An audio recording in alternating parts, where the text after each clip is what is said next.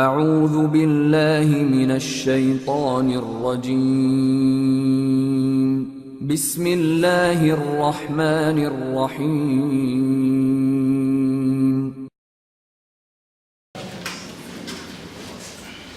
نحمده ونصلي ونسلم على حبيبه الكريم أما بعد فأعوذ بالله من الشيطان الرجيم بسم الله الرحمن الرحيم قل لا أسألكم عليه أجرا إلا المودة في القربى صدق الله العظيم وعن النبي الأمين الكريم أنه قال الحسین والحسن هما ریحانی من الدنیا صدق رسول اللہ صلی اللہ علیہ وسلم ان اللہ وملائکتہ یصلون علی النبی یا ایھا الذین آمنوا صلوا علیہ وسلموا تسلیما اللهم صل علی سیدنا محمد وعلى آل سيدنا مولانا محمد وسلم صلاة وسلام عليك يا رسول الله صلاة وسلام عليك يا حبيب الله حضور فخر العاصم بقية السلف مفکر اسلام خطیب اعظم حضرت علامہ مولانا محمد قمر الزمان صاحب قبلہ اعظمی دامت اکاب القدسیہ والعالیہ ورلڈ اسلامک مشن حضرت مولانا عبدالغفار صاحب نورانی زینہ برت البستانی و حضرت مولانا مشتاق علی وزیر صاحب نورانی اور قابل قدر بزرگوں بہنوں عزیز بچوں السلام علیکم ورحمۃ اللہ وبرکاتہ۔ یقیناً آپ میں جتنے لوگ بھی بیٹھے ہیں سب کی یہی تمنا ہے اور خود میری بھی یہی آرزو ہے کہ جو بھی وقت ہے ہم حضور مفکر اسلام کی کلمات طیبات سے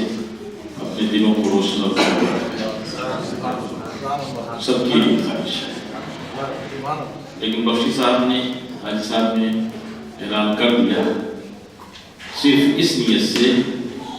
کہ بارگاہ حسینیت میں جس طرح سے آپ حاضر ہیں ہم بھی حاضر رکھتے ہیں، اور اگر یہ غلامی اور حاضری بارگاہ حسینیت میں قبول ہو جائے تو یقین جانیے کہ حضور خوش ہو جائیں گے۔ یہ جلسے اور خاص کر جو خلفائے راشدین صحابہ رضوان اللہ تعالی علیہم اجمعین، صحابہ کرام، ائمہ کرام، سلف صالحین کی یاد میں منائے جاتے ہیں، اس کا کچھ خاص پیغام اور میسج ہوتا ہے، اور یقین جانیے کہ ہماری سنیت انہیں اللہ والوں کی نسبت سے زندہ ہے اور ہم بھی انہیں کی نسبت سے اپنے ایمان اور مذہب پہ زندہ ہیں۔ اگر یہ حوصلہ ہی ختم ہو جائے معاذ اللہ، اگر یہ ذوق و شوق ہی ختم ہو جائے تو خشک عبادت اور سجدوں سے کوئی کام نہیں چلے گا۔ انہیں اللہ کے محبوب کی نظر عنایت سے ہماری عبادتیں بھی مقبول ہوتی ہیں اور ہماری دعائیں بھی اللہ تعالیٰ کے حضور قبول ہوتی ہیں۔ اسی لیے آپ اس کو کم نہ سمجھیے گا، بلکہ یہ سمجھیں کہ حضور سید الشہداء امام علی مقام امام حسین رضی اللہ تعالیٰ عنہ اور ان کے جملہ اعوان و انصار جو میدان کربلا میں اپنی قیمتی جانوں کا نذرانہ پیش کر کے اسلام کو بچایا، ان کی یاد ہمارے ایمان کا ایک حصہ ہے۔ جب تک ان کی محبت نہ ہو، ان کا تذکرہ نہ ہو، ان کی یاد نہ ہو، ہمارا ایمان مکمل نہیں ہو سکتا۔ آپ یقین جانیے کہ یہ اللہ کے پیارے حبیب سید دو عالم صلی اللہ علیہ وسلم نے ارشاد فرمایا من احب حسین فقط احبنی، جس نے میرے حسین سے محبت کی اس نے مجھ سے محبت کی۔ تو سیدنا امام حسین کی محبت، ان کا ذکر، ان کا تذکرہ، ان کی یاد، یہ حضور کا ذکر ہے، حضور کی محفل ہے، حضور صلی اللہ علیہ وسلم سے محبت کا اظہار ہے۔ اس لیے عزیزان ملت اسلامیہ، صبح قیامت تک اہل سنت و جماعت جب جب محرم الحرام کا چاند طلوع ہوگا اور یہ مقدس مہینہ تشریف لائے گا، نہایت کی شدت کے ساتھ ان کی یاد منائی جائے گی۔ اور کسی بزرگ نے یہ فرمایا ہے کہ واقع کربلا، جو کربلا میں واقعات ہوئے ہیں، آپ نے تقریری جلسوں میں اور اپنے بزرگوں کی تقریروں میں سنا ہے کہ میدان کربلا میں کس طرح سے حضور سیدنا امام حسین نے، آپ کے بچوں نے، آپ کے بھانجوں نے، آپ کے ساتھیوں نے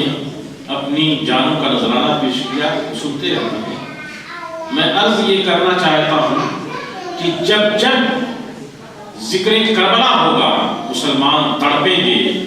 ان کے دل میں ایک کسک محسوس ہوگی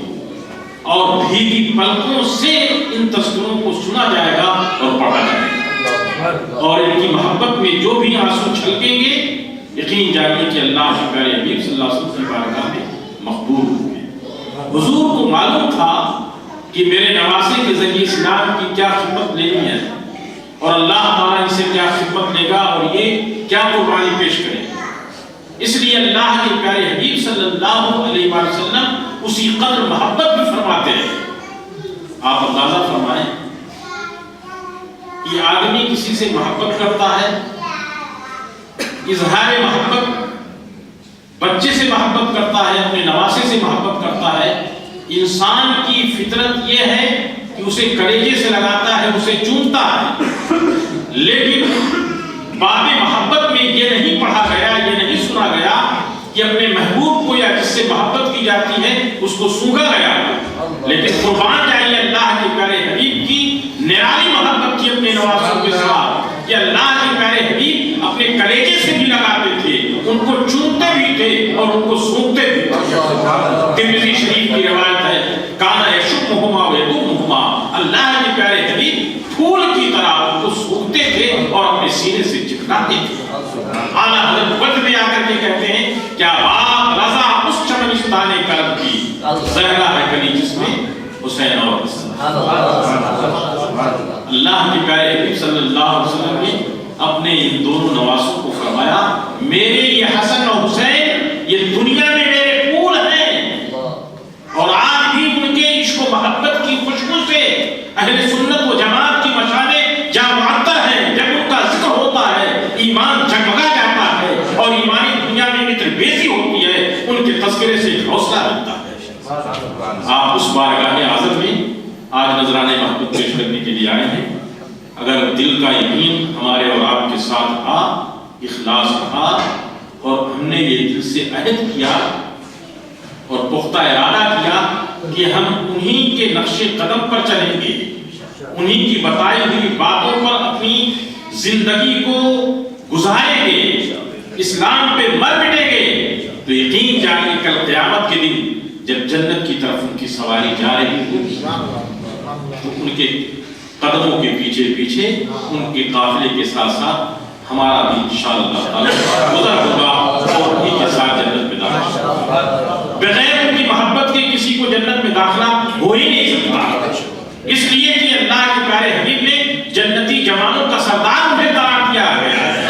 جنت میں جانے والے جوان ہی ہوں گے بوڑھے، جو بوڑھے ہوں گے وہ بھی جائیں گے، تو بوڑھے ہوں یا جوان ہوں جو محبت حسین میں سرشار ہوں گے انہیں کو جنت میں جانا نصیب ہوگا۔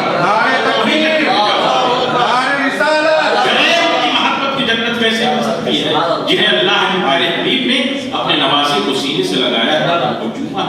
اور جن کو چمٹایا ہے۔ میرے دوستوں اور بزرگوں، اصل خطاب، اصل تقریر تو حضرت کی سننی ہے۔ میں نے چند کلمات اس لیے کہی کہ آج کے اس نفسہ نفسی دور میں اپنے نفس پر، اپنی عقل پر، اپنی خواہش پر، اپنے ماحول سے متاثر ہو کر کے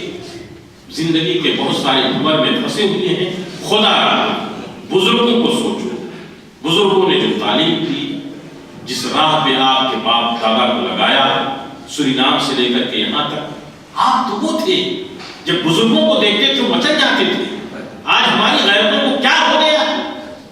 آپ کس نگر اور کس ڈگر پہ جا رہے ہیں؟ خدا سیدنا امام حسین کا جلسہ اور ان کا تذکرہ، ان کی یاد ہمیں اس بات کی یاد دلاتی ہے کہ ہم اپنے بزرگوں کے بتائے ہوئے طریقے پر اس احساس کو،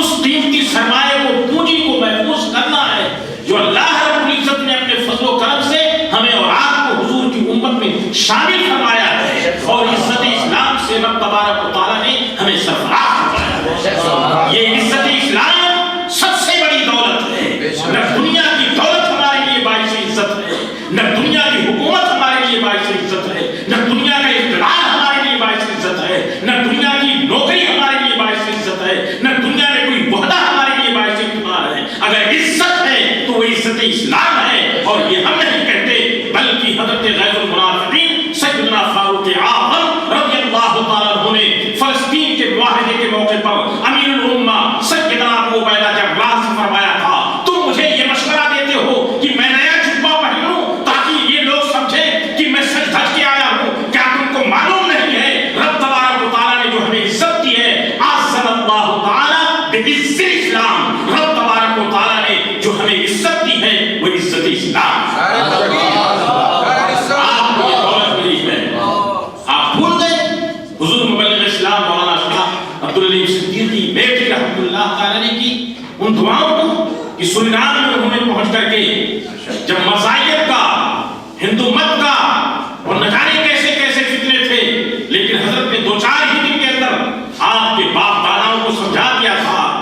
کہ اگر آپ زمین پہ عزت کے ساتھ رہنا چاہتے ہیں، ہند کو چھوڑ کر کے آپ کے باپ داداؤں نے مزدوری اور اجرت کے لیے یہاں آئے، لیکن ایمان کی دولت ہے، اگر اس کی حفاظت کرنا چاہتے ہو تو کہیں بھی رہو، تمہارا رخ مدینے کی طرف رہنا چاہیے، تمہارا تعلق بزرگوں سے رہنا چاہیے، تمہاری نسبت بزرگوں سے رہنی چاہیے، اسی پہ قائم رہو، اسی پہ ڈٹے رہو۔ اگر اس طریقے پہ چلو گے تو انشاءاللہ تعالیٰ ہمیں عزت کی عزت ہے۔ قائد اہل سنت کی وہ تقریریں،